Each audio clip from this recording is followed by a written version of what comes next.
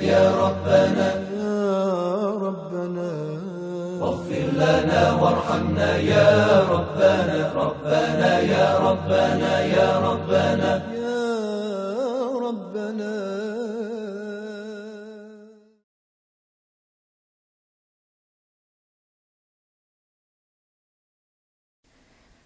A'udzu billahi minasyaitonir rajim. Bismillahirrahmanirrahim. Alhamdulillahirabbil alamin wassalatu wassalamu ala rasulil azam Muhammadin sallallahu alaihi wa alihi wasallam wa ala ahli baitihi thayyibin tahirin wa ashabihil muntajibin. Aqulu lakum assalamu alaikum warahmatullahi wabarakatuh. Para pemirsa dan pendengar yang baik, marilah kita selalu mengingat bahwa Allah Subhanahu wa Ta'ala adalah Tuhan yang berkehendak supaya manusia menggapai kesempurnaannya dengan ikhtiarnya. Dengan kita mengingat hal ini, maka kita sebagai manusia akan berusaha semaksimal mungkin untuk menggapai kesempurnaan kita dengan memilih jalan yang baik. Berbicara tentang adab Islami, maka kita berbicara tentang satu ajaran yang suci, satu ajaran yang akan menjadikan kehidupan kita menjadi kehidupan yang berharga. Kalau kita ingin melihat pribadi orang yang sesungguhnya, kita bisa melihat bagaimana ia berinteraksi dengan yang lain. Apakah ia berinteraksi dengan baik atau tidak? Apakah ia menghormati orang lain atau tidak? Dan ini dibahas dalam ilmu akhlak. Pada kesempatan yang lalu kita telah menyebutkan berbagai poin yang sangat-sangat urgen terkait bagaimana kita bersikap dengan orang yang sudah berusia lanjut. Orang yang sudah memikirkan bagaimana menghadap Allah dengan amalan-amalan yang soleh. Saya akan menyebutkan suatu perkataan indah dari Rasul tentang pahala yang akan didapat oleh orang yang bersikap baik dan menghormati orang yang berusia lanjut. Kata beliau, "Man 'arafa fadla kabirin li sinnihi fawaqqarahu amanahu Allahu min faz'i yaumil qiyamah." Rasul sallallahu alaihi wa alihi wasallam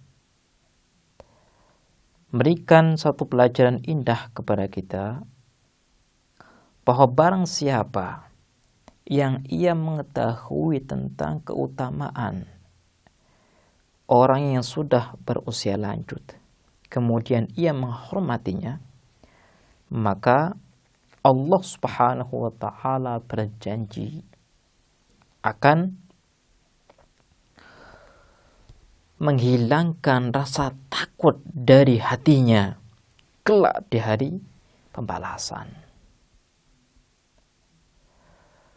Kalau kita berbicara tentang rasa takut di hari pembalasan, maka kita berbicara tentang sesuatu yang pasti terjadi dalam diri kita. Ketika kita berbicara tentang hari pembalasan, maka kita berbicara tentang pengadilan yang sangat-sangat adil dan detail. Ketika kita memperhatikan berbagai penjelasan dari Al-Quran maupun riwayat tentang kondisi hari pengadilan, maka sudah pasti ada rasa ketakutan dalam diri kita. Apakah nanti aku bisa selamat dari pengadilan Allah Subhanahu wa Ta'ala atau tidak? Apakah aku bisa menjawab pertanyaan Allah atau tidak? Apakah aku bisa mempertanggungjawabkan apa yang saya lakukan selama di dunia ini atau tidak? Kenapa? Karena yang mengadili adalah Allah Subhanahu wa taala. Allah adalah zat yang tidak pernah tidur. Allah adalah zat yang tidak pernah lalai. Allah adalah zat yang tidak akan pernah salah. Ketika seseorang sudah diadili oleh zat seperti ini, maka mustahil ia akan bisa berbohong. Makanya ketika Rasul mengatakan amanahullahu min faza'i yaumil qiyamah, maka hal ini merupakan satu pahala yang luar biasa, satu pemberian yang luar biasa yang diberikan oleh Allah Subhanahu wa taala bagi siapa yang menghormati orang yang sudah berusia lanjut. Kemudian ada suatu perkataan indah dari Al-Imam Ja'far As-Shadiq alaihi salam. Beliau mengatakan, "Thalathatun la yajhalu haqqahum illa munafiqun ma'rufun bin nifaq." Kalau kita ingin mengenal seorang itu munafik atau tidak, maka kita bisa melihat perilakunya bagaimana.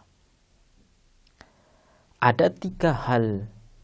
Tatkala 3 hal ini diamalkan oleh seseorang, maka ia adalah mukmin.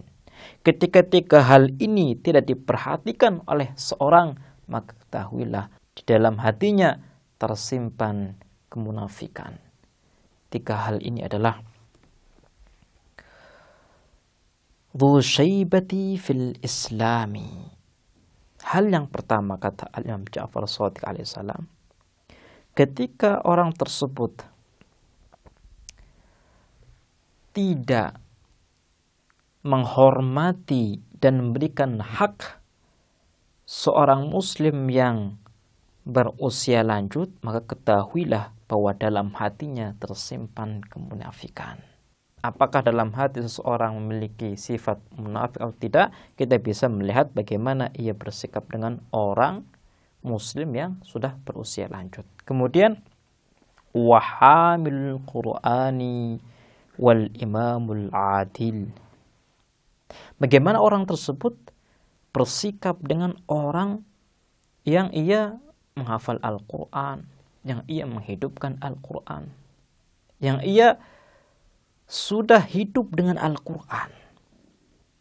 Bagaimana orang ini bersikap dengannya? Apakah ia menghormati dirinya? Apakah ia memberikan haknya atau tidak? Kemudian yang ketiga adalah imam yang adil, pemimpin yang adil. 3 perkara ini merupakan satu metode untuk mengukur kemunafikan seseorang. Kalau seandainya ada seorang muslim yang secara lisan ia bersyahadah, ia mengatakan dengan lantang asyhadu an la ilaha illallah wa asyhadu anna Muhammad Rasulullah, tapi dalam 3 hal ini ia salah dalam berperilaku, ia tidak memberikan hak kepada seorang muslim yang sudah berusia lanjut, dan ia tidak menghormati, tidak menghargai orang yang hidup dengan Al-Quran, menghidupkan Al-Quran di tengah-tengah masyarakat, dan ia tidak menghargai dan mentaati pemimpin yang adil, maka ketahuilah bahwa syahadahnya, kesaksiannya terhadap keesaan Tuhan dan kenabian Muhammad itu bohong. Ini merupakan suatu metode bagaimana kita mengerti dan memahami siapa yang munafik dan siapa yang muslim hakiki. Baiklah pemirsa, insyaallah kita akan melanjutkan bahasan tentang adab-adab Islami di kesempatan yang lain. Kita akhiri, wassalamualaikum warahmatullahi wabarakatuh.